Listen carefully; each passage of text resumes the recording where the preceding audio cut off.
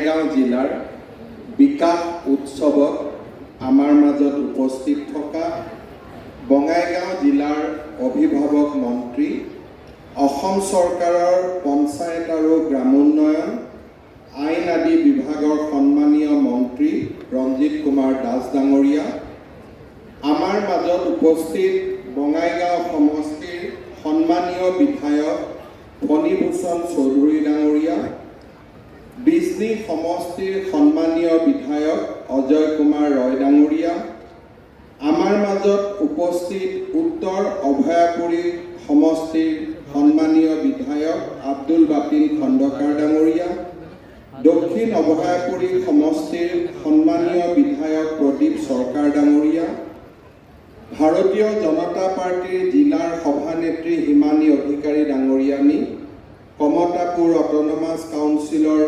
সভাপতি হিতেশ্বৰ বৰ্মন ডাঙৰীয়া, chief executive member Gokul Barman ডাঙৰীয়া, Bongaigaon municipality board chairman Subodh Kumar Das ডাঙৰীয়া, জিলা পৰিষদৰ অধ্যক্ষ বিজয় সিংহা ডাঙৰীয়া, ৰমেন্দ্ৰ নাৰায়ণ বণিক ডাঙৰীয়া, BTRৰ EM অৰূপ দে ডাঙৰীয়াকে আদি কৰি মঞ্চত উপবিষ্ট বিশিষ্ট ব্যক্তিসকল, সভাস্থলীত উপস্থিত সুধীবৃন্দ, আই মাতৃ আৰু যুৱক যুৱতী বন্ধু বান্ধৱীসকল, ৰাতিপুৱা বঙাইগাঁৱলৈ আহি কীৰ্তনপাৰাত দলং আৰু অভয়াপুৰীৰ ঐতিহ্যমণ্ডিত গণেশ মন্দিৰ আৰু শেষত বঙাইগাঁও আৰু যোগীঘোপালৈ যোৱা অসম মালাৰ আঁচনিৰ আধাৰশিলা স্থাপন, তিনিটা অনুষ্ঠান সামৰণি মাৰি আজি আমি জিলাখনৰ বিকাশ উৎসৱত অংশ ল'বৰ বাবে আপোনালোকৰ মাজত উপস্থিত হৈছোঁ। ৰাজ্যৰ প্ৰতিখন জিলাৰে সম উন্নয়নৰ মাজেৰে দেশৰ 5খন সৰ্বশ্ৰেষ্ঠ ৰাজ্যৰ ভিতৰত অসমৰ স্থান সুনিশ্চিত কৰিবলৈ যোৱা 2 বছৰে আমি দিনে নিশাই প্ৰচেষ্টা চলাই আহিছোঁ। এই সংকল্প সন্মুখত ৰাখি আমি অসমৰ বিভিন্ন জিলাত বিকাশৰ বাবে এদিন কাৰ্যসূচী ৰূপায়ণ কৰিছিলোঁ আৰু প্ৰায় 15,000 কোটি টকাতকৈও অধিক বিকাশৰ আঁচনি এই বছৰৰ আগ মাহত অৰ্থাৎ এপ্ৰিল মাহৰ সময়ছোৱাত আমি আৰম্ভ কৰিছিলোঁ। বঙাইগাঁও জিলাতো আমি বিকাশৰ বাবে এদিন কাৰ্যসূচী ৰূপায়ণ কৰিছিলোঁ আৰু সেই সময়ত আমি 693 কোটি টকাৰ বিকাশৰ যজ্ঞ বঙাইগাঁৱত আৰম্ভ কৰিছিলোঁ। আজি আমি সকলোৱে প্ৰত্যক্ষ কৰিছোঁ যে সেই সময়তে আধাৰশিলা স্থাপন কৰা বঙাইগাঁও চিকিৎসা মহাবিদ্যালয়ে আজি এটা নিৰ্দিষ্ট গতি লাভ কৰিছে আৰু যদি সকলো ঠিকে থাকে অহা 18 মাহৰ ভিতৰত আমি বঙাইগাঁও মেডিকেল কলেজক ৰাইজৰ বাবে উৎসৰ্গা কৰিবলৈ আমি সক্ষম হ'ম। বঙাইগাঁৱৰ ইঞ্জিনিয়াৰিং কলেজৰ কাম তীব্ৰ গতিত চলি আছে। উপায়ুক্তৰ কাৰ্যালয় তীব্ৰ গতিত তাৰ কাম চলি আছে আৰু বঙাইগাঁও পলিটেকনিক, আৰক্ষী প্ৰশিক্ষণ কেন্দ্ৰ আদি অনুষ্ঠানসমূহেও আজি এক নিৰ্দিষ্ট গতি লাভ কৰিছে। মোৰ বাবে আজি দিনটো এটা অন্যতম আনন্দৰ দিন যে আজিৰ এই দিনটোতো আমি পুনৰ বঙাইগাঁও জিলাৰ বাবে 555 কোটি টকাৰ আঁচনি ৰূপায়ণ, উদ্বোধন বা আধাৰশিলা স্থাপন কৰাৰ বাবে আপোনালোকৰ মাজত আহি আকৌ এবাৰ উপস্থিত হৈছোঁ। ঐতিহাসিক, সাংস্কৃতিক আৰু ৰাজনৈতিক সকলো দিশৰে পৰা বঙাইগাঁও জিলাৰ এক গৌৰৱ উজ্জ্বল ইতিহাস, ভৌগোলিক গুৰুত্ব আৰু বিশেষত্ব আছে।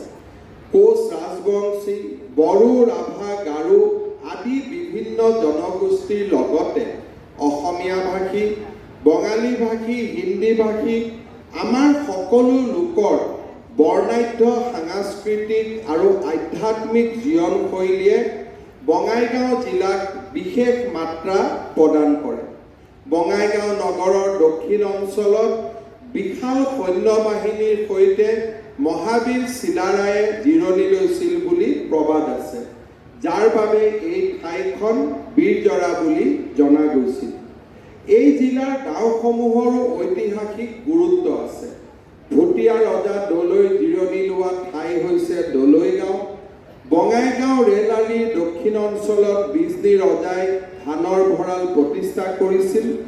এই ভঁৰালবিলাকক স্থানীয় ভাষাত ভাক্ৰী বুলি কোৱা হৈছিল আৰু সেই শব্দৰ পৰাই ভাক্কাৰী ভিটা নামৰ উৎপত্তি হৈছিল বুলি প্ৰবাদ আছে। জিলাখনৰ পশ্চিমে থকা অস্তাচল পাহাৰ বা নাগকাটি পাহাৰমালাই ইয়াৰ প্ৰাকৃতিক সৌন্দৰ্য দুগুণে বৃদ্ধি কৰিছে। জিলাখনৰ আধ্যাত্মিক স্থানসমূহে আমাৰ পুৰাতন সভ্যতা আৰু সাংস্কৃতিক শৈলীক চহকী কৰিছে। বঙাইগাঁও তেল শোধনাগাৰকে ধৰি বিভিন্ন উদ্যোগে জিলাখনৰ অৰ্থনৈতিক উত্তৰণতো গুৰুত্বপূৰ্ণ ভূমিকা গ্ৰহণ কৰিছে। প্ৰাকৃতিকভাৱে অতি চহকী এই জিলাখন পৰ্যটনৰ বিকাশৰ যথেষ্ট সম্ভাৱনীয়তা লুকাই আছে। বঙাইগাঁৱৰ দাঁতিকাষৰীয়া গাঁওসমূহত এসময়ত যথেষ্ট পৰিমাণে কমলা হৈছিল। এই কমলা শ্ৰীৰামপুৰ কলিকতাৰ লগতে ৰাজ্যৰ বিভিন্ন ঠাইলৈ ৰপ্তানি হৈছিল। অৰ্থনৈতিক দিশত বঙাইগাঁও জিলাৰ সম্ভাৱনাৰ পূৰ্ণ বিকাশৰ প্ৰতি আমাৰ চৰকাৰে নিৰন্তৰভাৱে কাম কৰিছে। বঙাইগাঁও জিলাৰ পৰ্যটন আৰু অৱসৰ বিনোদনৰ ক্ষেত্ৰখনত অধিক সুযোগ সৃষ্টিৰ লক্ষ্যৰে বীৰ চিলাৰাই উৰণীয়া সেতুৰ সমীপত নতুনকৈ মুকলি কৰা ঠাইত নিৰ্মাণ কৰা থিম পাৰ্কখন আজি আমি মুকলি কৰিছোঁ। প্ৰথম পৰ্যায়ত ৰাজ্য চৰকাৰৰ আনটাইড ফাণ্ডেৰে ইয়াত 1 কোটি টকা দিয়া হৈছিল। এই থিম পাৰ্কখনত যথেষ্ট মুকলি স্থানৰ ব্যৱস্থা থকাৰ লগতে খোজ কঢ়া, সাংস্কৃতিক কাৰ্যকলাপ, দেৱাল চিত্ৰ, উদ্যান আদিৰ সুবিধা উপলব্ধ হৈছে। দ্বিতীয় পৰ্যায়ত এই উদ্যানখনত বিভিন্ন জনগোষ্ঠীৰ জীৱনশৈলীৰ প্ৰতিফলনৰ বাবে ভাস্কৰ্য শিল্পৰ ব্যৱস্থা সন্নিৱিষ্ট কৰা হৈছে। বঙাইগাঁও জিলাৰ বঙাইগাঁৱৰ সন্মানীয় বিধায়ক ফণীভূষণ চৌধুৰী ডাঙৰীয়াই এই থিম পাৰ্কখনৰ বাবে ৰাজ্য চৰকাৰৰ পৰা আৰু অধিক পুঁজিৰ আবণ্টন বিচাৰিছে। আজিৰ সভাতে থিম পাৰ্কখনৰ আৰু অধিক উন্নয়নৰ বাবে মই আৰু 1 কোটি টকা মঞ্জুৰ কৰিছোঁ। 2022-23 চনৰ আনটাইড পুঁজিৰ অধীনত বিসৰ্জন ঘাটত নিৰ্মাণ কৰা ৰাষ্ট্ৰীয় পতাকা উত্তোলনৰ স্থায়ী ভেটি আৰু পোষ্টৰো আজি আমি সকলোৱে উদ্বোধন কৰিছোঁ। 30.5 মিটাৰ উচ্চতাৰ এই পোষ্টটো 25 লাখ টকা ব্যয় সাপেক্ষে নিৰ্মাণ কৰা হৈছে। বিসৰ্জন ঘাটৰ বৰ্তমানৰ খোজ কঢ়া ঠাইডোখৰত গঢ়ি তোলা এই প্ৰকল্পটোত উদ্যান আৰু পৰ্যাপ্ত আলোকসজ্জাৰ ব্যৱস্থা কৰা হৈছে, যিয়ে ঠাইখনৰ সৌন্দৰ্য বৃদ্ধি কৰিব। এই বছৰ বীৰ চিলাৰাই দিৱস উদযাপনৰ সময়ত বঙাইগাঁও জিলা পুথিভঁৰালৰ চৌহদত বীৰ চিলাৰাই প্ৰতিমূৰ্তি স্থাপনৰ বাবে সিদ্ধান্ত লোৱা হৈছিল। প্ৰায় 14 লাখ টকা ব্যয়েৰে অসমৰ নতুন প্ৰজন্মক বীৰ চিলাৰাই সাহস, বীৰত্ব আৰু কৰ্মৰাজিৰে উদ্বুদ্ধ কৰি তোলাৰ বাবে নিৰ্মাণ কৰা এই প্ৰতিমূৰ্তিটো আজি শুভ উদ্বোধন কৰাৰ সৌভাগ্য আমি আটায়ে লাভ কৰিলোঁ। আমাৰ ৰাজ্যখনে যোৱা বছৰটো লাচিত বৰফুকনৰ 400তম জন্ম জয়ন্তী অত্যন্ত গৌৰৱেৰে সৈতে পালন কৰিছিল। সেই সময়ত অসমৰ বিভিন্ন স্থানত লাচিত বৰফুকনৰ প্ৰতিমূৰ্তি নিৰ্মাণ কৰাৰ কাম হাতত লোৱা হৈছিল। আজি বঙাইগাঁও জিলাতো এই মহান বীৰ যোদ্ধাগৰাকীৰ প্ৰতি শ্ৰদ্ধা জনাই আমি বঙাইগাঁও জিলাত এটা লাচিত বৰফুকনৰ প্ৰতিমূৰ্তি নিৰ্মাণৰ কাম সমাপ্ত কৰিছিলোঁ। আজি সেই প্ৰতিমূৰ্তিটো আমি ৰাইজৰ বাবে উদ্বোধন কৰিছোঁ। ৰাজ্য চৰকাৰৰ গৃহ নিৰ্মাণ আৰু নগৰ পৰিকল্পনা বিভাগৰ CIDF অৰ্থাৎ নগৰ আন্তঃগাঁথনি উন্নয়ন পুঁজিৰ অধীনত জলক্ৰীড়াৰ বিশেষ সুবিধা সম্বলিত ইকো পাৰ্ক প্ৰকল্পটো গঢ়ি তোলা হৈছে। এই প্ৰকল্পটোৰ বাবে আমি 15.70 কোটি টকা ব্যয় কৰিছিলোঁ। প্ৰথম পৰ্যায়ত এই প্ৰকল্পটোত বিভিন্ন জলক্ৰীড়াৰ ব্যৱস্থা সংযোজিত হৈ থাকিব। এই প্ৰকল্পটোত 8টা পুখুৰী থাকিব। প্ৰথম পৰ্যায়ত 5টা পুখুৰী পৰ্যটক আৰু বঙাইগাঁও জিলাবাসী ৰাইজৰ বাবে নিৰ্মাণ কৰা হৈছে। দৰ্শনাৰ্থীৰ বাবে সুৰক্ষিত সঁজুলিৰ সৈতে নৌকা বিহাৰৰো সুবিধা থাকিব। মই বঙাইগাঁও জিলা প্ৰশাসনক অনুৰোধ কৰিম যে সময়ৰ তাগিদাৰ লগত খাপ খুৱাই এই ইকো পাৰ্কত বা বঙাইগাঁৱৰ ৱাকিং পাৰ্কত আমি যদি এটা লাইট এণ্ড সাউণ্ড শ্ব'ৰো ব্যৱস্থা কৰিব পাৰোঁ, ই বঙাইগাঁও নগৰত পৰ্যটকৰ সুবিধা আৰু অধিক বৃদ্ধি কৰিব। মই এই দিশত বঙাইগাঁও জিলাৰ উপায়ুক্ত মহোদয়ক ব্যৱস্থা ল'বৰ বাবে আহ্বান জনাম। ৰাজ্য চৰকাৰে বঙাইগাঁও জিলাত যোৱা বছৰ কেবিনেটৰ বৈঠক অনুষ্ঠিত কৰিছিল। এই বছৰ অৰ্থাৎ অহাকালিৰ পৰা আমাৰ অসমৰ আৰক্ষী অধীক্ষকসকলৰ সন্মিলনো বঙাইগাঁও নগৰত অনুষ্ঠিত হ'ব। এই আৰক্ষী অধীক্ষকৰ সন্মিলনৰ লগত সংগতি ৰাখি বঙাইগাঁৱত 7 বিঘা ভূমিত আমি এটা অত্যন্ত আধুনিক কনভেনশ্যন চেণ্টাৰ নিৰ্মাণ কৰি উলিয়াইছোঁ। অধিৱেশন শেষ হোৱাৰ পিছত ৰাইজে কেতিয়াবা সেই কনভেনশ্যন চেণ্টাৰ চাব গ'লে বঙাইগাঁও নগৰৰ আভিজাত্যৰ সম্পৰ্কে আপোনালোকে উমান পাব আৰু আপোনালোকে নিজে গৌৰৱ অনুভৱ কৰিব। প্ৰায় 18 কোটি টকা খৰচ কৰি এই কনভেনশ্যন হল আমি নিৰ্মাণ কৰি উলিয়াইছোঁ। এতিয়া বঙাইগাঁৱত আমাৰ ৰাজ্যৰ বিভিন্ন কনভেনশ্যন বঙাইগাঁৱত অনুষ্ঠিত কৰাৰ বাবে আমি সুবিধা পাম আৰু এই সভাগৃহ ভৱিষ্যতে বঙাইগাঁৱৰ ৰাইজৰ বাবে আমি ব্যৱহাৰ কৰিবলৈ সুবিধা পাম। মই বঙাইগাঁৱৰ ৰাইজক ইয়াৰ বাবে ধন্যবাদ জনাইছোঁ। বঙাইগাঁও জিলাৰ আন এক অংগাংগী অংগ হৈছে অভয়াপুৰী মহকুমা। ৰাষ্ট্ৰীয় ঘাইপথক বাদ দিও বিকল্পভাৱে বৰপেটা নলবাৰী হৈ গুৱাহাটীলৈ যাব পৰাকৈ এটা বিকল্প পথ নিৰ্মাণৰ বহুদিনৰ সপোন আছিল। কীৰ্তনপাৰা বা আই নদীৰ ওপৰৰ দলংখন নিৰ্মাণ নোহোৱা বাবে আমি সেই বিকল্প পথ সম্পূৰ্ণৰূপে ব্যৱহাৰ কৰিব পৰা নাছিলোঁ। ভাৰত চৰকাৰৰ NLCPR আঁচনিৰ অধীনত এই দলংখন নিৰ্মাণ কৰাৰ বাবে 40 কোটি টকা আবণ্টন কৰা হৈছিল। ধনৰ নাটনিৰ বাবে এই আঁচনিখন অসম্পূৰ্ণ হৈ আছিল। যোৱাবাৰ মই বঙাইগাঁৱত আহোঁতে দলংখন পৰ্যবেক্ষণ কৰিছিলোঁ আৰু পৰৱৰ্তী সময়ত ৰাজ্য চৰকাৰৰ পৰা 30 কোটি টকা অধিক আবণ্টন কৰি এই দলংখনৰ নিৰ্মাণ সম্পূৰ্ণ কৰি তোলা হৈছিল।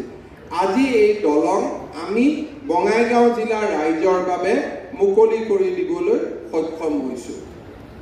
অভয়াপুৰীৰ ৰঘুনাথ মন্দিৰে সনাতন সভ্যতাৰ এক প্ৰাচীন পৰম্পৰাক প্ৰতিনিধিত্ব কৰে। যোৱাবাৰ বঙাইগাঁৱলৈ আহোঁতে এই ৰঘুনাথ মন্দিৰ দৰ্শনৰ মোৰ সৌভাগ্য হৈছিল। ৰঘুনাথ মন্দিৰত কেইবাটাও প্ৰকল্প, বিশেষকৈ নামঘৰ, সাংস্কৃতিক কাৰ্যকলাপৰ বাবে 250 গৰাকী ব্যক্তি বহিব পৰাকৈ এটা কাৰ্যালয় কক্ষ, গ্ৰীণ ৰুম, ষ্ট'ৰ ৰুম আদি বিভিন্ন সুবিধাৰ বাবে আমি 6.2 কোটি টকা আবণ্টন কৰিছিলোঁ। আজি সেই আঁচনিটোৰো আমি আধাৰশিলা স্থাপন কৰিলোঁ। বঙাইগাঁৱত এখন জিলা পৰ্যায়ৰ ষ্টেডিয়ামৰ প্ৰয়োজনীয়তা আছে। আজি আমি বঙাইগাঁৱৰ ৰাইজৰ বাবে 11 কোটি টকাৰে 40 বিঘা মাটিত এখন জিলা ষ্টেডিয়াম নিৰ্মাণৰ কাম হাতত লৈছোঁ। এই ষ্টেডিয়ামৰ বাবে মই অতিৰিক্তকৈ আৰু 40 কোটি টকা মঞ্জুৰ কৰিম, যাতে ইয়াক এখন পূৰ্ণাংগ ষ্টেডিয়ামলৈ আমি ৰূপান্তৰ কৰিব পাৰোঁ। মই গৃহ নিৰ্মাণ বিভাগক অনুৰোধ কৰিম যে এই ষ্টেডিয়াম মিনি ষ্টেডিয়ামৰ পৰিৱৰ্তে জিলা ষ্টেডিয়ামলৈ যাতে আমি উন্নত কৰোঁ আৰু কামখিনি একেলগে আমি হাতত লওঁ। যোগীঘোপাত অসম চৰকাৰ আৰু ভাৰত চৰকাৰৰ প্ৰচেষ্টাত মাল্টি মডেল লজিষ্টিক প্লাণ্ট নিৰ্মাণ হৈ আছে। বাংলাদেশলৈকে নদী পৰিবহণ ব্যৱস্থাৰ ক্ষেত্ৰত ভূটানৰ পৰাও মাল্টি মডেল লজিষ্টিক পাৰ্কৰ ব্যৱহাৰৰ প্ৰয়োজনীয়তাৰ বিষয়ে আমাক জনাই থকা হৈছিল। যোগীঘোপাৰ পৰিৱৰ্ধিত গুৰুত্ব আৰু বঙাইগাঁও চহৰৰ লগত ইয়াৰ বাণিজ্যিক সম্বন্ধ স্থাপন কৰিবৰ বাবে আমি যোগীঘোপা আৰু বঙাইগাঁওক সংযোজিত কৰি 417 কোটি টকা ব্যয়েৰে আমি এটা বিকল্প পথৰ আজি আধাৰশিলা স্থাপন কৰিছোঁ। 7.2 মিটাৰ বহল এই ৰাস্তা 37 কিলোমিটাৰ দৈৰ্ঘ্যৰ হ'ব। দুইফালে 1.2 ইয়াৰ পেভ চলজাৰ থাকিব, অৰ্থাৎ ৰাস্তাটো প্ৰায় 11 মিটাৰ বহল ৰাস্তা আমি লাভ কৰিম। অসম মালা আঁচনিৰ অধীনত এই সুন্দৰ ৰাস্তাটোৱে বঙাইগাঁও জিলাৰ অৰ্থনৈতিক জীৱনক আৰু অধিক খৰস্ৰোতা কৰি তুলিব বুলি মই বিশ্বাস কৰোঁ।